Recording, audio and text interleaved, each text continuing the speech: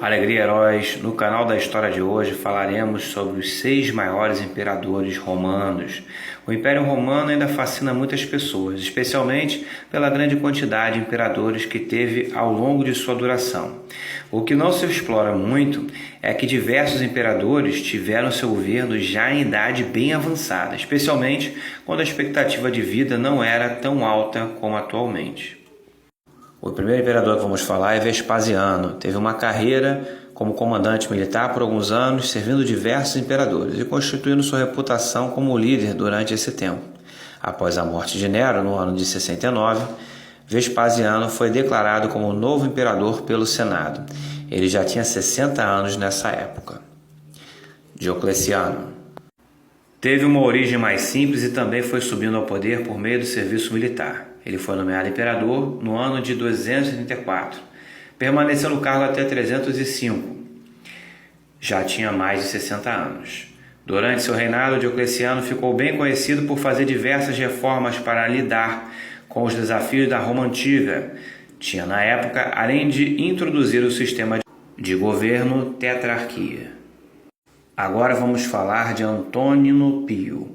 Foi declarado imperador em 138, aos 52 anos, e foi considerado um dos 5 bons imperadores de Roma, um termo cunhado por Maquiavel em 1503. No geral, ele ficou conhecido por ter um reinado bem próspero e de grande paz, tendo seguido as políticas e projetos públicos adotados por seu antecessor, Adriano, que também era seu pai adotivo.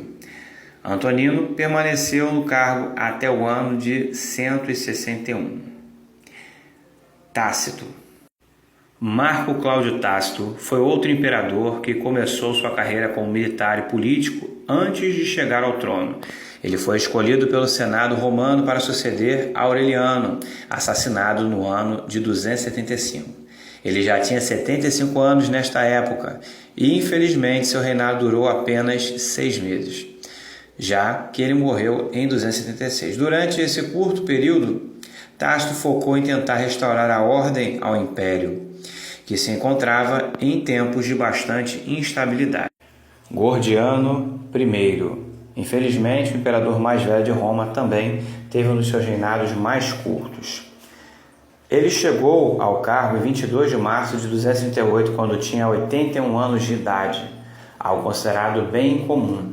Infelizmente, seu reinado foi ainda mais curto que o de Tácito. Afinal, ele durou apenas até o dia 12 de abril de 238, ou seja, menos de um mês no total.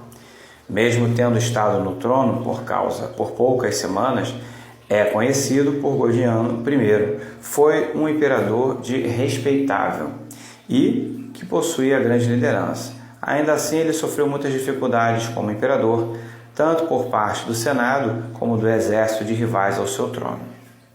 Agora vamos falar do imperador mais notável de Roma.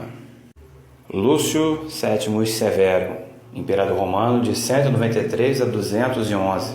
Teve uma brilhante carreira militar, Nascido em Leptis Magna, antiga cidade situada na costa do Mediterrâneo, a leste de Trípoli, no norte da região próxima ali da África. Chegou a Roma no início da década de 160, iniciou uma brilhante carreira militar. Foi eleito questor em Roma em 69. Serviu como questor provincial em Sardenha, região insular da Itália no Mediterrâneo Ocidental. Instaurou a dinastia Severo. Puniu severamente as cidades e as províncias desleais e iniciou em 195 a invasão da Mesopotâmia, onde subjugou os árabes, os oroenes, Adiebedenes e Senitas. Voltou a Roma em 196 e marchou para Lyon para enfrentar o antes aliado Albino, que depois de violenta batalha viu suas tropas dispersarem-se e suicidou-se. O vitorioso imperador reorganizou as províncias do noroeste e voltou para Roma, onde se vingou dos senadores que haviam apoiado Albino, seguindo uma sua característica política de recompensar os amigos prodigamente e castigar inimigos com severidade. Mas afeito ao campo de batalha, nomeou Caracalla imperador 197 e partiu para uma campanha vitoriosa contra os persas em 198 a 199.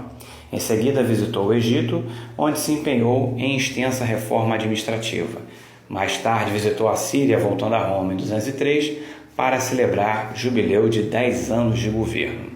Com a construção de um magnífico Arco do Triunfo e participar da celebração dos Jogos Seculares em 204, organizou uma expedição para a Bretanha em 207, levando consigo a esposa e 2 filhos, e lá permaneceu até o fim do seu governo.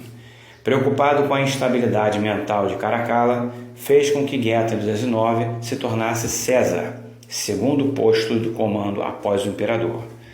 Seu último conselho para seus filhos em seu leito de morte foi: não disputem um com o outro, deem dinheiro aos soldados e desprezem todos os outros infiéis. Forte abraço a todos. Caveira, salve o nosso general. Quem tem ele tem tudo.